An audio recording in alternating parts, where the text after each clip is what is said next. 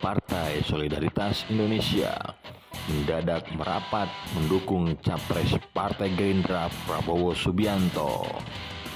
Direktur Eksekutif Institute for Democracy and Strategic Affairs Ahmad Khoirul Umam menilai hal itu tidak lain karena adanya arahan dari Presiden Joko Widodo.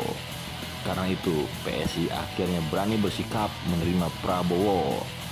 Menurutnya, sikap dan keputusan politik PSI yang semula mendukung Ganjar kini cenderung mendukung Prabowo.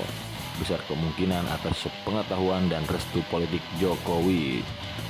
Khoirul menilai pergerakan yang dilakukan oleh PSI tidak terlepas dari banyaknya jaringan relawan Jokowi pada Pilpres 2019 kini berbalik mendukung pencalonan Prabowo.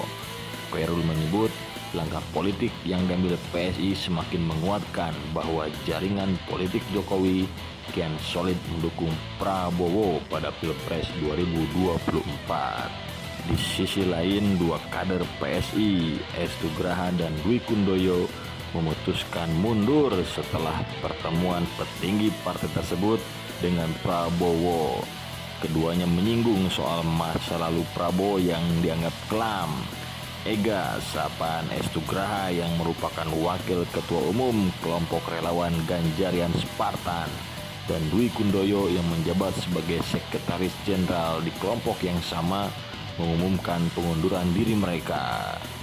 Ega merupakan bakal calon anggota legislatif PSI untuk DPRD Kota Bogor, sementara Dwi merupakan bacaleg untuk DPRD DKI Jakarta. Ega mengatakan PSI sebagai partai yang memiliki ideologi tidak perlu melakukan sambutan terhadap Prabowo.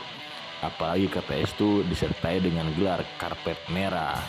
Dwi bercerita dirinya adalah pendiri sekaligus presidium Forum Komunikasi Senat Mahasiswa Jakarta pada periode pertama. Dia menyebut organisasinya merupakan salah satu kekuatan terbesar mahasiswa yang berhasil menjatuhkan pemerintahan otoriter Soeharto. Kala itu, Dwi menyebut Prabowo mendapatkan banyak privilege melalui praktik KKN. Prabowo kata dia juga banyak menikmati pemerintahan korup pada era Orde Baru.